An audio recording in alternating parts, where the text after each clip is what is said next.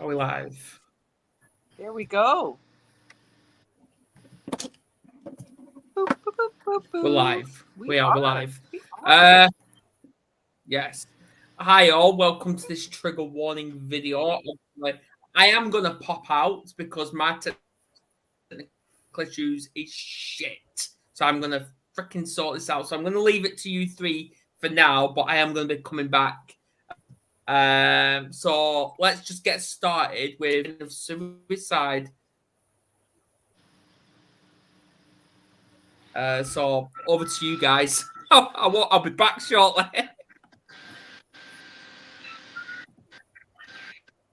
Okay. He's going to start off. Well, since I'm the new guy, I'll let you guys. I'll just roll with whatever you guys tell me to do. How's that? Oh, that's brave. That's brave. Nick, can you go ahead? Because I've got this slight background noise. Well, I mean, I think the topic for today, just to clarify, like Adam said, trigger warning, it's mental health and suicide prevention. That's the topic for tonight. I thought we could, just before you came on, Nancy, Richard was talking about the trauma from relating to sort of veterans coming back and the high suicide of that. And I think I was saying, I think I'm probably not. I was not aware. I mean, certainly, that is such high numbers, quite shocking. But certainly, there's incredible trauma. I mean, most people are aware of at least a high suicide rate amongst sort of certainly one section of people, veterans who come back, and the impact of. And what were you saying, Richard? How many were you saying? I was quite. Well, on average, now this is an average, a rolling average. Between 50 and 55 veterans and first responders attempt suicide. I mean, complete suicide every day. And in the United States, only 50% of the states actually report suicides. So the numbers are way higher because only 50% of the states actually report suicide, and they don't count somebody drinking themselves to death, somebody overdosing on opioids or anything like that. So the number is way out of control. But the scary thing is, that's between 8 and 10,000 people a year, and each family probably has 20 or 30 members to the family. So you're looking at, how many hundreds of thousands of people that are because when you commit suicide, all you're doing is transferring your pain from yourself to somebody else. So now instead of that 8 or 10,000 people being in pain, now there's hundreds of thousands of people. And that's every year. So, and it's not just a 1 year thing. So it's a big issue, but you don't really hear much about it. No, I mean, I don't know what the statistics are for veterans in the UK, but I'm sure it might not be as high as that. But certainly, yes, we do. I know that there are shocking statistics of UK veterans who we've come back with trauma, mental health problems, homelessness, and suicide as well. So I think it's definitely I mean, veterans coming back and suffering mental health problems and suicide is a global problem. And I guess it comes down to really, I guess I don't know, what do you think, Richard, whether they're just not getting that support? Are we getting any support? Are they not getting the right support, enough support when they come back? When they transition? I mean, is this part of the wider problem with people? On my show, I've had over 1,200 interviews. And like I talked about on Nancy's amazing show, thank you for having me on your show, by the way. They teach you how to go to war, but they don't teach you how to come home. And, when the war is over, the war in your head is just starting. And they don't teach you how to deal with losing friends over there, or if you take somebody's life, how do you deal with that 20 years later? And I think a lot of people, like myself, struggle with survivor's guilt, and also veterans and first responders do things and see things that we should never see or do. And then when you finally hang up the uniform for that last time, all you're left is with your memories and maybe a bottle or maybe the end of a barrel. And I think we just need to be able to talk and let it out that, I'm not okay. I'm not having a good day. And it's okay not to be okay, Complex PTSD is rampant, and the complex PTSD diagnosis is limited. It's limited so much because when we speak to someone within our healthcare system about our physical health, the emotional health is not always discussed. And if the emotional health is discussed, well, come on, honey, isn't that a little bit of a reach about your physical condition? We're only here to talk about the physical. If you want to talk about the emotional, you need to go to a psychologist. I'll get you a referral. You'll be able to see them in 4 to 6 weeks. I've mentioned that there's an emotional problem. You're telling me there's no correlation to the physical, there's no causation to the physical, and that I have to wait. So it's in that entry point where we are willing to discuss the complication within our mental system, and we don't get the assistance then because the trauma happens, the indicators are there, the discussion begins, and the professionals don't have the capability. That's my experience. I can only speak from and a lot of people don't realize that when you're dealing with emotional issues, it causes inflammation, which causes physical issues. It all goes together. And a lot of people think, well, just the physical. No, the mental can physically affect the body a lot of times too.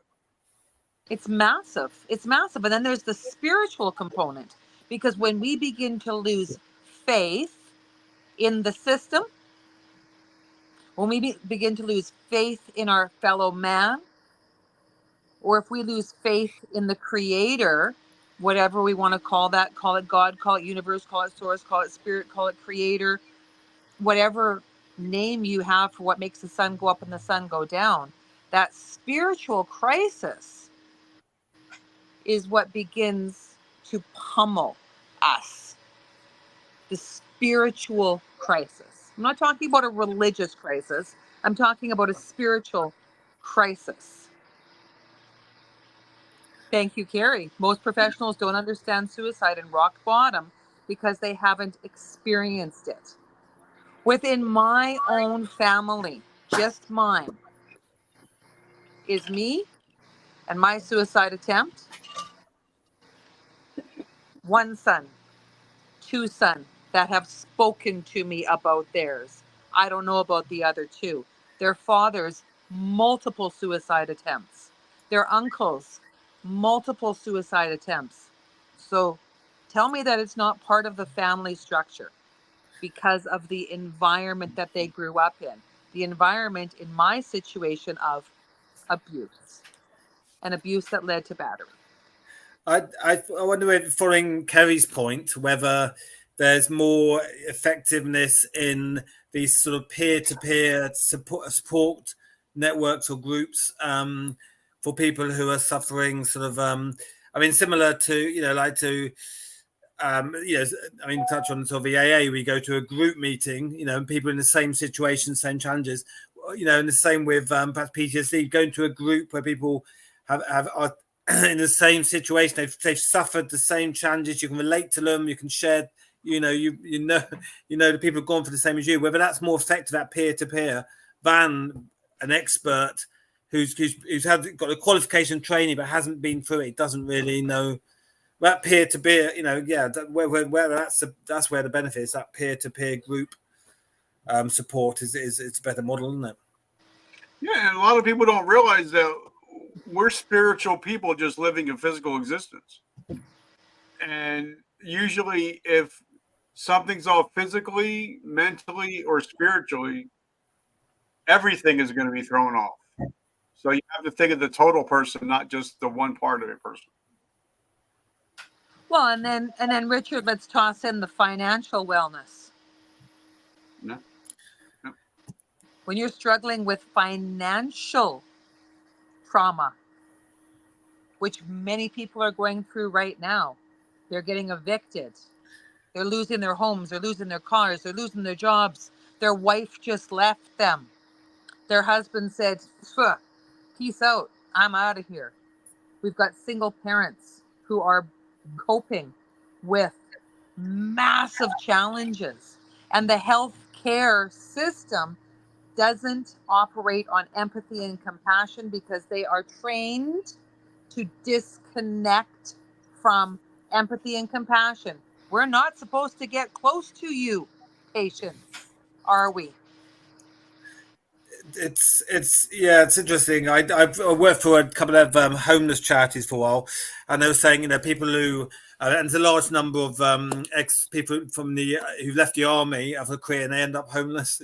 They struggle with that transition and coping that to change from being in the world of the closed world of the army to the reality of having to sort of have an independence, cope with life, and they're saying that people who are homeless, obviously they have they're homeless for but they also often have mental health challenges. They have a lot of them have alcohol, drug dependencies, but it's very easy to say, well, they're all their problems are because of they have an alcohol problem or drug problem, but actually that's the end result rather than the cause. Actually the cause is often because it's more complex mixture of reasons, but often it can be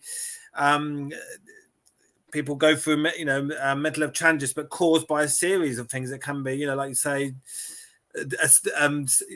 divorce. It could be financial. It could be a job. But things lead to things, and obviously causes mental health challenges. But I think the wrong way around is a lot of experts very easy to say, well, they've got a alcohol, drug dependencies. So that's causing that. That's the problem. That's a cause, but actually, that's the end result. That's an indication. That's an indication. That's a trouble light. Yeah, that's a trouble light that's blinking. And here in Canada, that trouble light is turned up by the heat of the availability of drugs.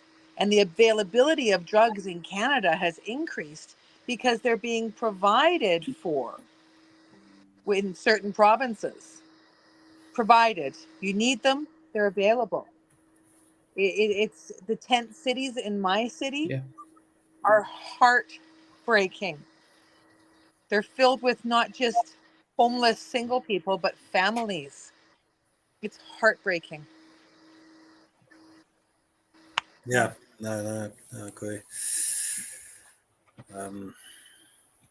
Yeah. So. And then what happens? I want to pick up on all this, and I'm finally here. Finally. Go for it, Adam. Obviously, I'm going to mention about Kerry's comment, which I absolutely adore. She said she'd rather speak to someone.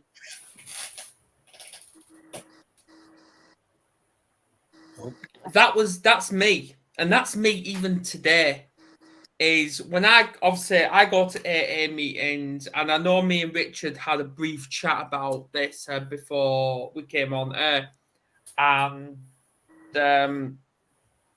yeah, I actually feel more comfortable talking about my alcoholism challenges with another addict over talking to professionals about it.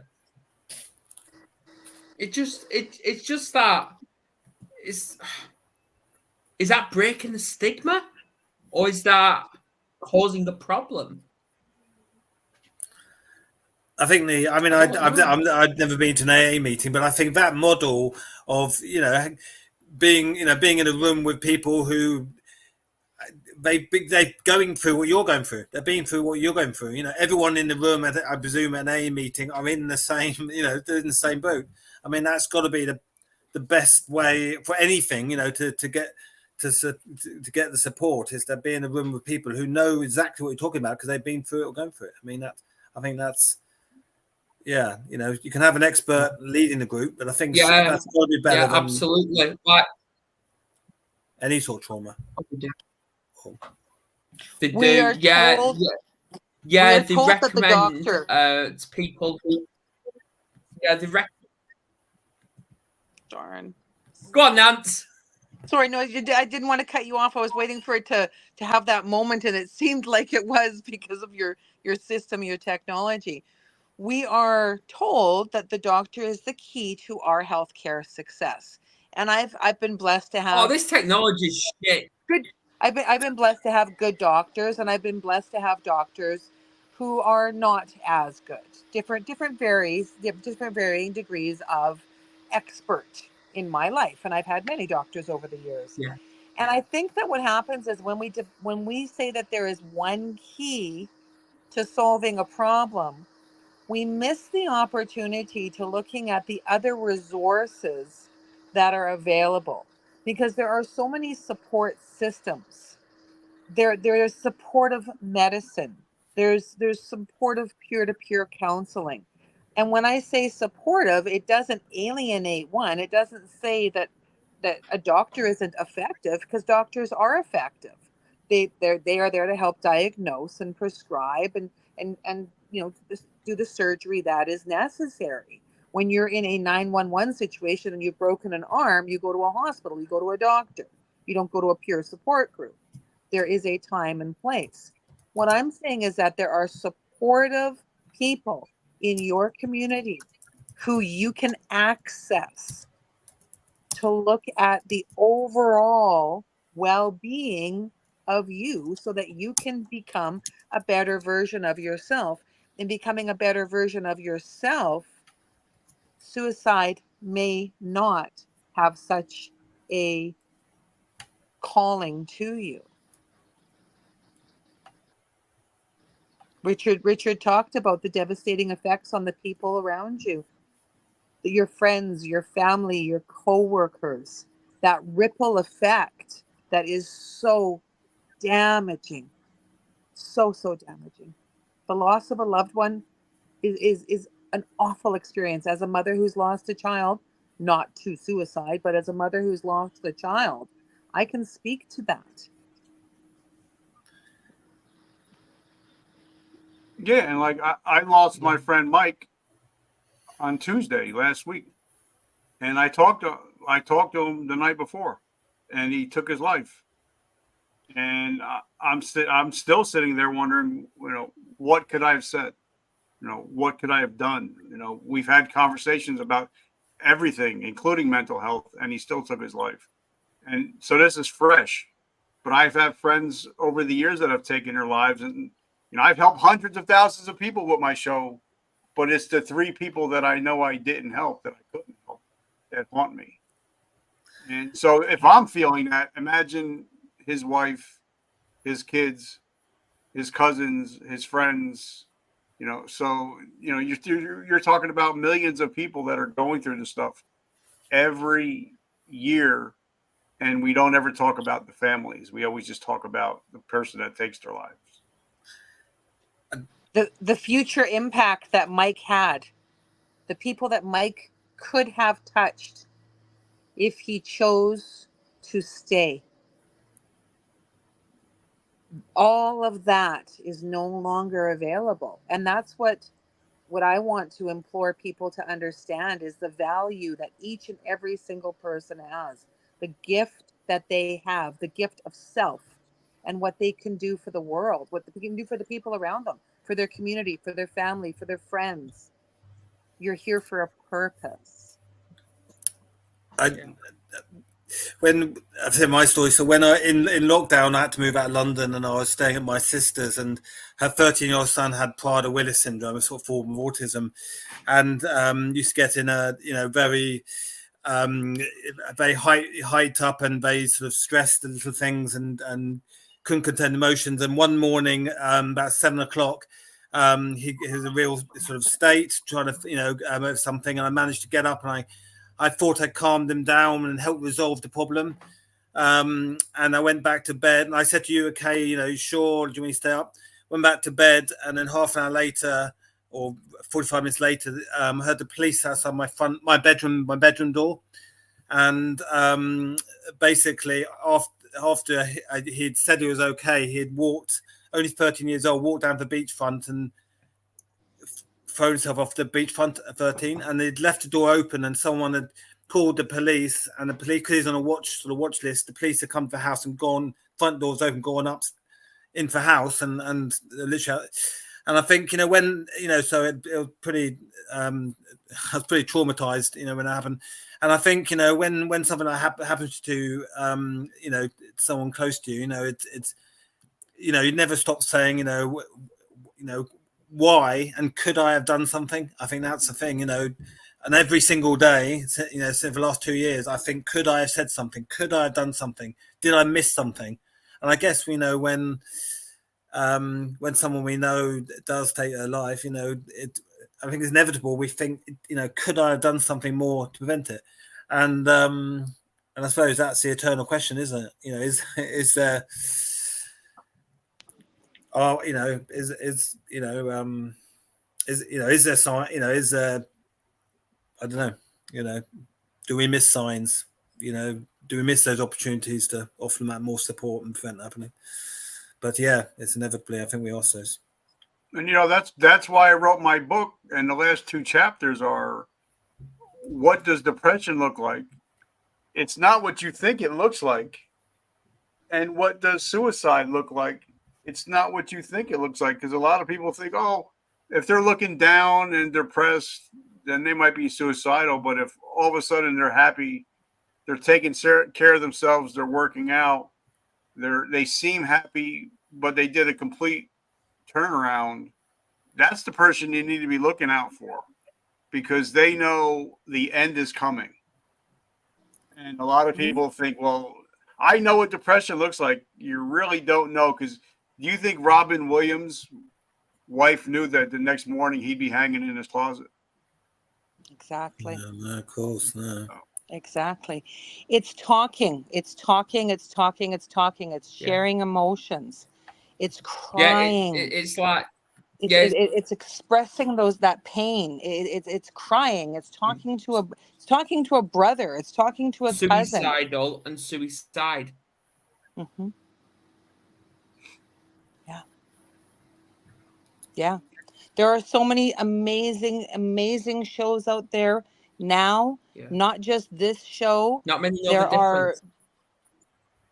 Well, we got to talk to each other. We got to talk more about the football, less about the football game, and more about this game.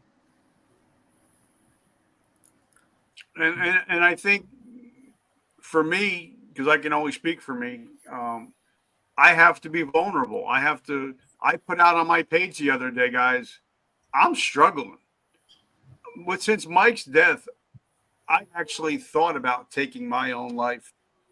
And until my wife reeled me in, she said, you're the comeback coach. You got to be able to come back.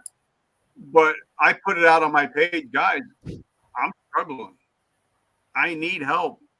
I'm laying in bed crying and weeping, and my wife is holding me. I'm not strong today. I need your help. And I think that's where we need to be a little bit more open and vulnerable and honest and say, guys, I'm having a rough day. And the people that are there for you are going to be there for you as long as you're open and honest. I think what, turn back a few decades, saying what you just said, Richard, would have been a sign of weakness, 2-3 decades ago. But actually, I think that's nowadays that's a sign of strength, isn't it? Being able to have a confidence to say you're struggling and you're vulnerable. That's actually the ultimate, you know, that's something to be admired and respected. I think, you know, it's where, you know, whereas yeah, you would have, like I say, 20 years ago, 70, you know, 70s, 80s, you know, you never said that, and it would have been frowned on, looked down. I think naturally, you know, I was, you know, there's a lot more respect for people who have the confidence and courage to say, you know, I'm struggling. But hopefully one day, you know, looking in forward, hopefully one day somebody's going to be in that same position, and they're going to be like, he went through it, so let me reach out to him because he knows how I'm feeling. So, like, you know, even like Nance said, that you never know who you're going to touch, and suicide is a permanent solution to a temporary problem. So if we just make it another day, we don't know whose life we're going to be able to touch, because somebody might be alive today because of a choice you made 20 years ago. So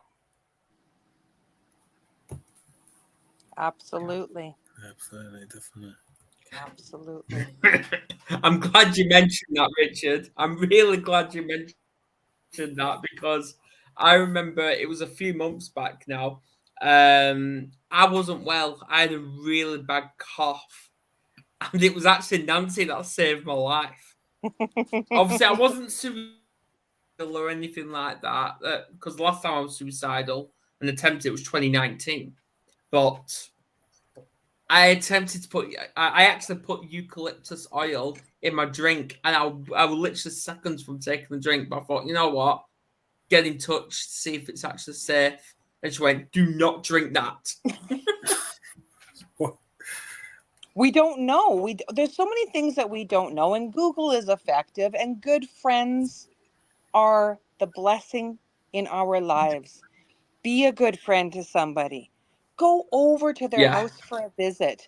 Social isolation, the years that we locked down, the years that we could not go out, that it prevented us from having that natural human contact.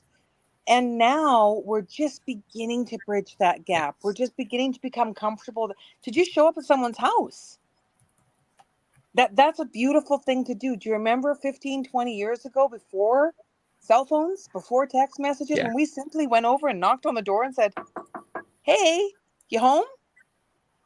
yeah, Do but more of that. also, you know, we're not even in the same country. And sometimes I'll just reach out and I'll be like, Adam, my brother, I'm so proud of you. Keep doing what you're doing. I love you and I appreciate you. And sometimes you don't know if that text message or that direct message is going to help that person. And you're not even in the same hemisphere. But, you know, so that's the blessing that we can be to other people. And it doesn't take much. It takes 5 seconds to shoot off a text or to say, hey, Adam, I love you, brother. I appreciate you. And I love everything you're doing. It doesn't take much, but it might mean that it might be the difference between somebody hanging themselves. Because imagine if, and I keep going back to Robin Williams because I love Robin Williams, but imagine if he would have got a text 5-10 minutes before he committed suicide. Well, I'm glad you mentioned that as well, because look at Chester Bennington, the lead singer of Linkin Park. He literally 2 days before he took his own life, he was on a radio station and he was opening up about how nobody picked up on it. Yeah. Nobody. Even Chris Cornell. It just shows the type of world we're living in. Yep. Even Chris Cornell from Soundgarden and Audio Slave, same thing. Who knew an hour later he'd be hanging from his closet? If he would have got heart-to-heart conversations, conversations, and showing that you care. If you've got leftovers in your fridge that you're not going to eat today, put them in a Tupperware container. Go to your next door neighbor. And if they don't want it, go to the next door neighbor down there. Carry it to a friend's house.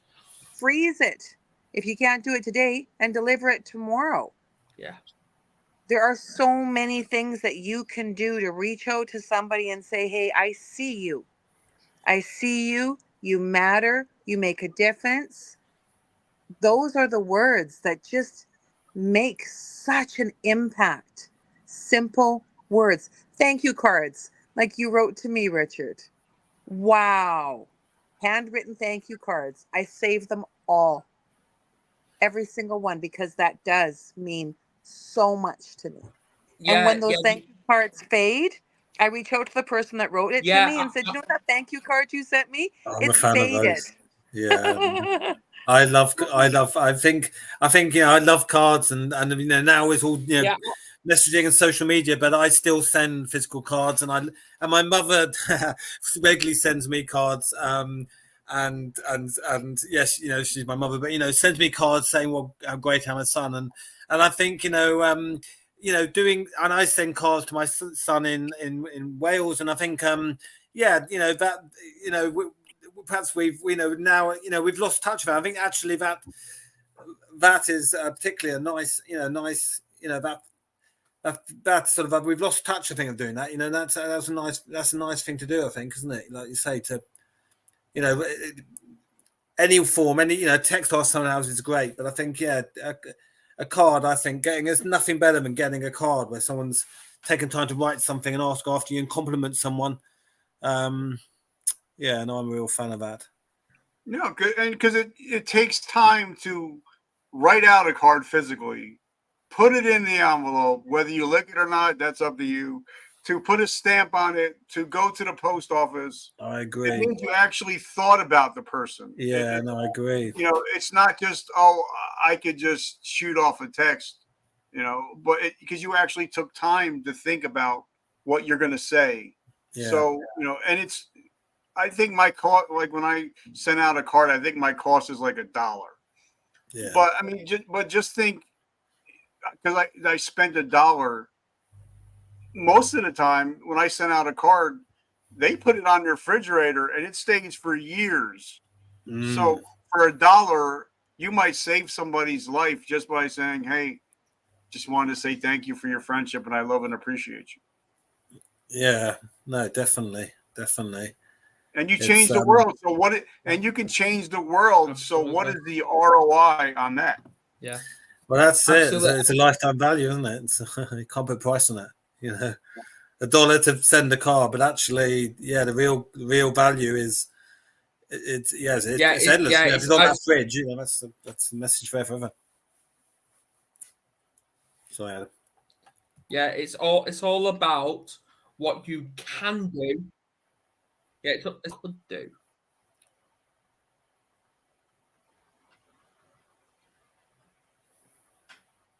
If that makes sense.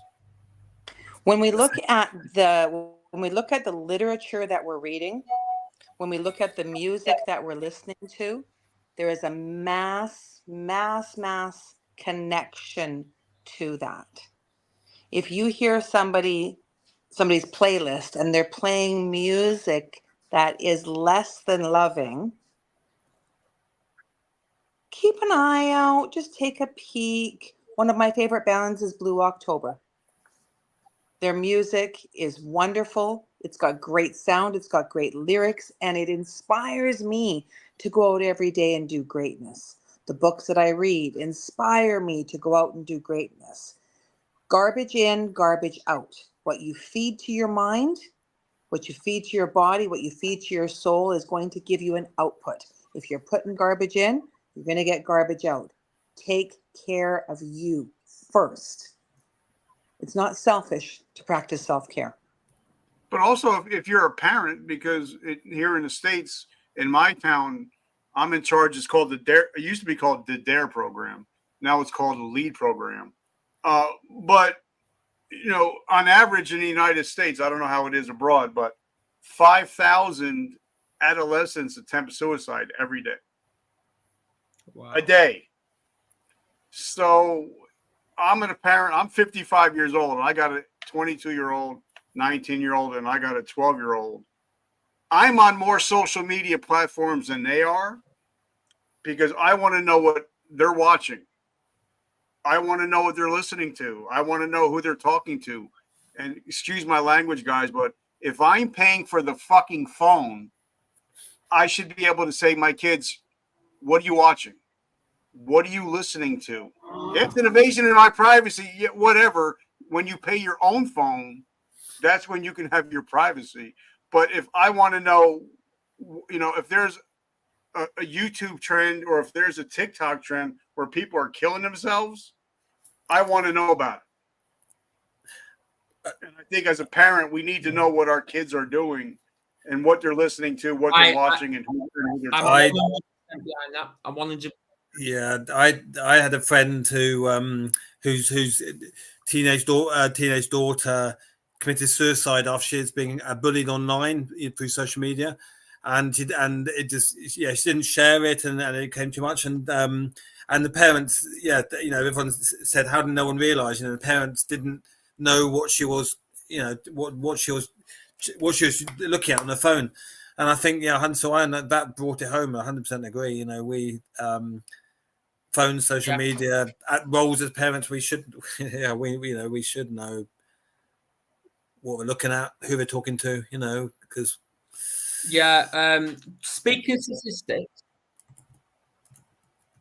Yeah, speaking statistics, Richard, what you were talking about suicide is, and this is from top of my head, what I actually found out, just January this year alone, over 40,000 people killed themselves.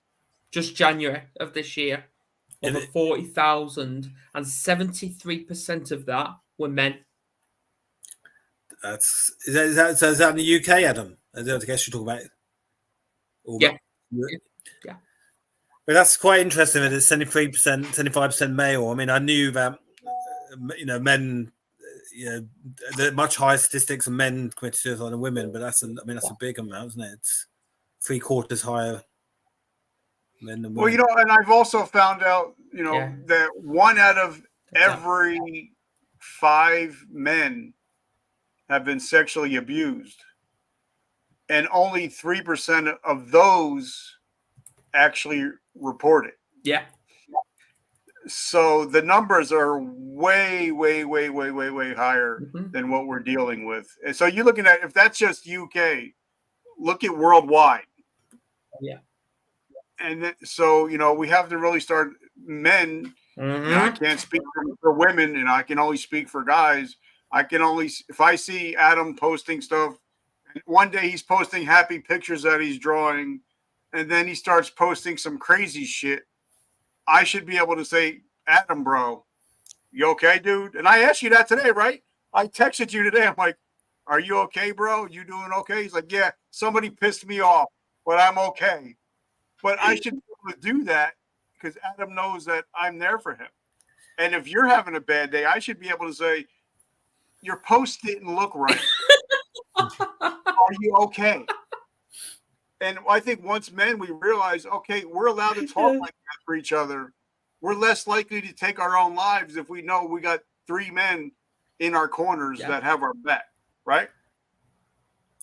It's interesting because I've got a lot of friends, and but I think just start itself, Richard. Are you are you okay? It's the least most asked question ever. I was going to say, Adam, you're the only. I've got a lot of friends, but you're the only person who regularly just messages me and says, Nick, how are you? How's things going, Nick? Are you okay? And I've got a lot of friends, good friends, but you're the only one person I know who does that regularly. Just messages me and says, Nick, how are you? Are you okay? And it's like, wow, and I always think it's, sometimes, most of the time, Adam, I say, yeah, it's good, I'm fine. But sometimes I think I have a bit stressful week. But it's such a not, and I always think every time you do that, Adam, I think, wow, that's so nice just for someone to ask, how I am, happy regularly, and it's true. Why is it? But when exactly. I know so many people, it's just there's only one person who regularly messages me, and and I need to do it more as well. I think to my friends. I mean, I realize actually I need to do that more. Maybe I'm not doing enough, but it's such a simple thing. See, I've got every week. Not every week. Every day, I've got 7 people. 7 people I actually check in on, and obviously you're always there, Nick. Always. Because out of all of us, you're the one I've known the longest. So, yeah. well, it's Yeah.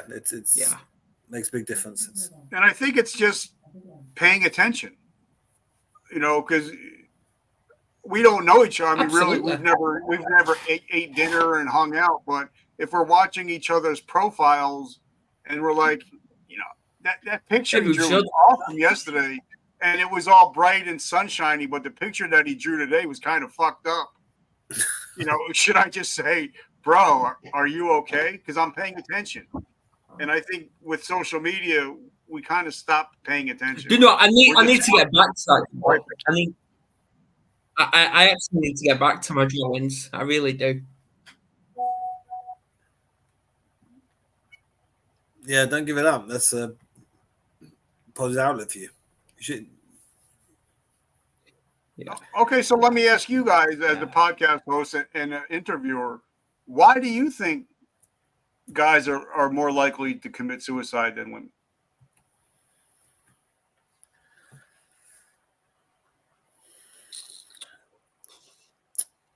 I mean, I think it's. I think it's still, that it's still this, women. I think women are more open to talking generally. Women amongst women. I think there's still this. Maybe it's changing slowly, but I think there still is this. I don't know. It's macho, stereotypes, about men, what men talk about, not talking, and I think things are changing, but I think it's still culturally there's women. I certainly see it in women I know, and the men I know. Women talk more. Talk amongst themselves more. They're more open, share problems. I think men just. Most we don't. I mean, I see that from all the men I know personally, just my own group. I can see it. I think it's. I think maybe things are changing slowly, but I think I think it's so long men have men and women and the way we what we talk about, what we don't, and and I think it's I don't know. I think it's. Yeah, I want to echo that, Nick. I really do, because there is that stigma attached to men that, and obviously I'm not being sexist here. I'm not, but we men have been indoctrinated and brainwashed, especially not just by media and society, but women in general, to be these masculine, dominant protectors. We have. And yes, you're right, Nick. It is slowly changing, but it's not doing it quick enough. No, It's not. And we should have that right. We should have that safe space. Like, I've looked for years up and down my area, and I'm going to say it, there's fuck all. There's not a safe space for men when it comes to opening up about their vulnerability. There isn't. There isn't. And there should be. There absolutely should be. And this is just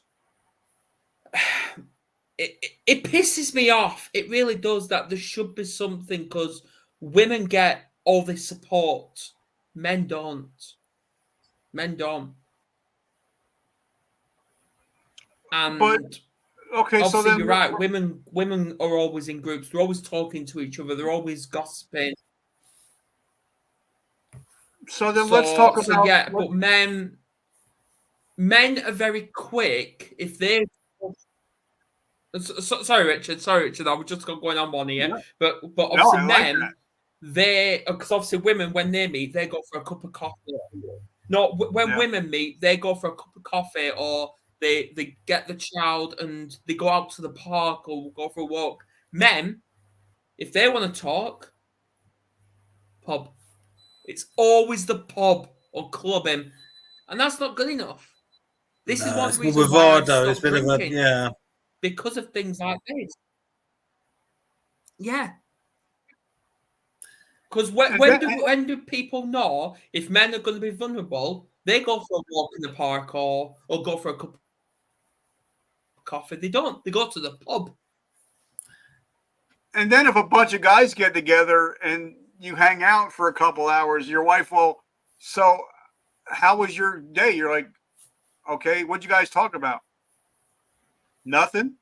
We talked about, we talked about the current footballer or what team is what we watch sports, but did you talk about anything? Did you talk about the divorce they're going through? No, it never even came up. No, 100%. You're right, Richard. And for us, men, that talk was normal, but when, yeah, no, you're right. It's. Yeah, talk about anything of substance, of like you say, if a friend's going for divorce and we get together, and then do we talk about that? But the friend who's going for divorce, or do you just keep it light and very light, like often I think men do. It's yeah. Absolutely. So yeah, it's just I don't know where Nancy's gone, but I'm sure she'll be back. So yeah. I don't know where we go from here. Do you? Yeah, I mean, so then how do we just keep talking? Speaking as men, if there are women listening, because there are going to be women listening, how can they get their husbands to open up? Like for me, my wife will tell me, and I'm in recovery 35 years, she'll tell me, you're acting like an ass. You need to get to a meeting. And my wife, we have that relationship. I was about to respond to that, Richard. I was about to. So then how? No, Richard, I was literally about to respond to that. So then how do we get men to open up to our women? Straight. I just think, like, what I was going to say is I'm going to take a leaf out of the take that here. I really am. I'm going to take a leaf out of there. If women are to understand men that much, they should need to have a little patience. Yeah. But on a serious note, go on. I was going to say, I remember when I was with my wife, who I'm not with anymore, and she used to say, talk to your, she's saying, your friend, he's going through that problem, that, they split, divorce, whatever, have you talked to him? And I say, I can't, we don't talk. No, I don't feel comfortable talking about it to him. And she said, that's ridiculous. You need to talk to him. He's your best friend with her. And I think perhaps, well, for women, they would straight away have a conversation. I think, and I remember saying myself, I can't talk to him about that. That's not the sort of thing to talk about. I think maybe sometimes women have to push us to, I don't know, what we wouldn't feel comfortable talking about. Well, we should. We're men, so what? We should be talking about these things with our women. Maybe. I know my ex-wife, she used to push me and say, no, talk to him about it. Doesn't matter, you're men. Oh. And we're not that complicated. Yeah. Guys are not that complicated. No. We just want and guys, and excuse me for my language, but I asked an 80-year-old man, I said, or 80-year-old wife. Just say it. I said, how do you stay married? She said, I keep his stomach full. I keep his balls empty. and I treat him like he's the king of the house. And when I treat him like the king, he treats me like the queen. So all we want to do is be loved, appreciated, and cared about in our own home. Because in the United States, they say, I'm not going to go out for milk if I have a cow at home. So we're not that complicated, guys. We just want to feel loved and appreciated and have a couple needs met. Yeah. No, I agree. You summed it up well. It's true. Absolutely. It's true. Yeah. Okay, so let me ask you guys. Totally agree. What do you guys do to keep your cup full for your own mental health? I mean, it's interesting. I think I've become more aware over the last sort of few years of how I need to be better asking my friends how they are, and then in return I think build a relationship where they ask how am I, like, you know, like what Adam does to me. I'm become more aware that I need to, for my well-being and mental health, I need to build those relationships where I can ask my club friends how they are, but also, you know, they'll ask, you know, they'll also ask how I am, and that, you know, Adam being the prime example. But I think, you know, I'm aware that I need to have those relationships with people. I need to, you know, I need to be able to have that honesty and openness where, you know, I can talk about these things. Yeah, absolutely, yeah. I just feel like us men, we just need to save space. We need to save space where we can open up about exactly how I feel. And Richard, you don't need to apologize if you're going to swear. Just fucking do it. Because at the end of the day, you're expressing how you feel. And if it's going to offend someone, that's their problem. That's their problem, because we have a right to express how we feel. I just don't want to get canceled like everybody else is getting canceled. bleep the bleep machine. Yeah. I swear in every freaking week. I swear every week. And we've been going for almost 4 years. What about you, Richard? I mean, you know, bounce back at you. What sort of Anyway. your, you know, what do you do for your well-being? What's your, you know, in the mental health in that way? What's your key? I read a lot. I've got 18 books going right now, 2 audio books. I spend time with my family. I make sure that 6 p.m. and I work from 6 in the morning to 6 p.m. 6 p.m. I shut my phone off. If you need to get in touch with me, you can call my wife. And that's the way I keep my mental health. I play video games. I'm a video game player. I like to play guitar. So it's not just all work.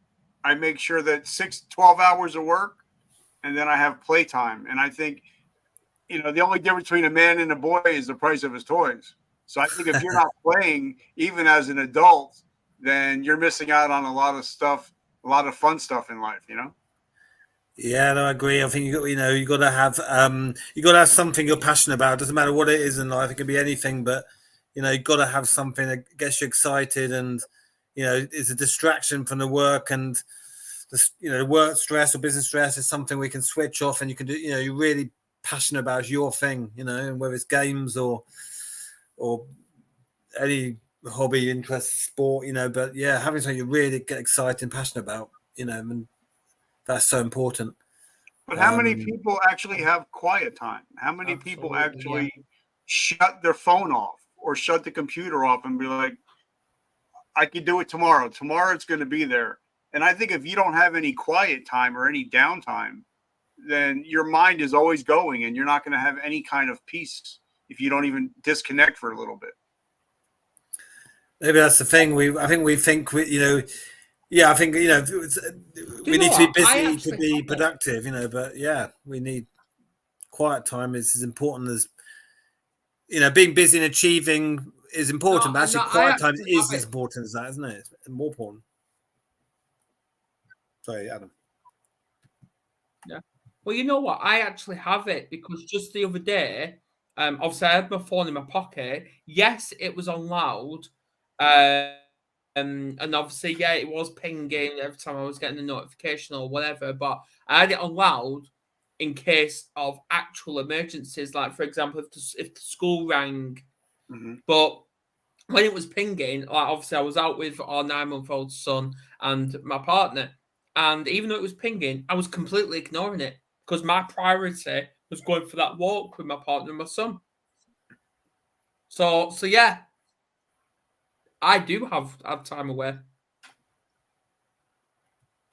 No. And I think that's it for me. That's an important thing. And I tell people, listen, if you need to get in touch with me after 6 o'clock, I mean, of course, there's certain things where somebody might like, hey, you want to come on a podcast? Sure, let me do it. But most of the time, I'll listen, if you want to get in touch with me, you call my wife. She's got her phone on her. I want to make sure that I'm cutting off. And also, even if it's during the day, and because me and my wife, we work from home, and we work in pretty much the same space. if she's talking to me, I put my phone down. I take my reading glasses off and I look at her and talk to her, to where I'm not looking at my phone while she's trying to talk to me, because then she's not feeling that she's being heard. And there's a difference between listening and hearing, and a lot of men don't know the difference. Mm-hmm. Yeah. No, good point. I good agree. Point. I agree. Yeah. Well, I don't know if Nancy is coming back on. I'm unsure. Like, obviously, I've messaged her, but I've got nothing. So, should we wrap this up? Yeah, why not? Yeah, that's. Yeah. I think it was a Awesome. Good session. I think it's a sensitive subject, but I think it's an important one, and I think it's just having that honesty, isn't it, to be able to talk about these things. Yeah, absolutely. And well, next week.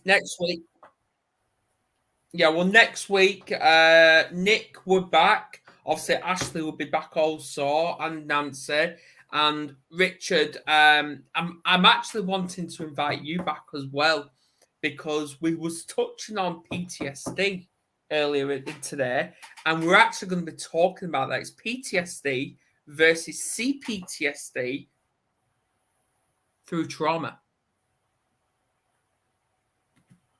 Okay, and then if we could talk for a minute, So at the same time, I would like to talk about with PTSD and complex PTSD. Let's talk about traumatic brain injuries, and then something we never talk about is CTE. Absolutely, yeah. Well, Let's do it. Yeah. Well, absolutely. Well, it won't just be the 4 of us or 5 of us. There's actually going to be 8 of us on camera next week. Wow. So it's going to be a good panel. Wow, that's a proper panel. Yeah. Fantastic. Yeah. Great. Oh, that is a panel. That is a panel. So yeah, right. Well, I'll wrap this up. I'll end the stream now, and yeah, everyone subscribe and share. So we'll see you next week. Great. Okay. That's. Thank you, Adam. Richard. Pleasure as always.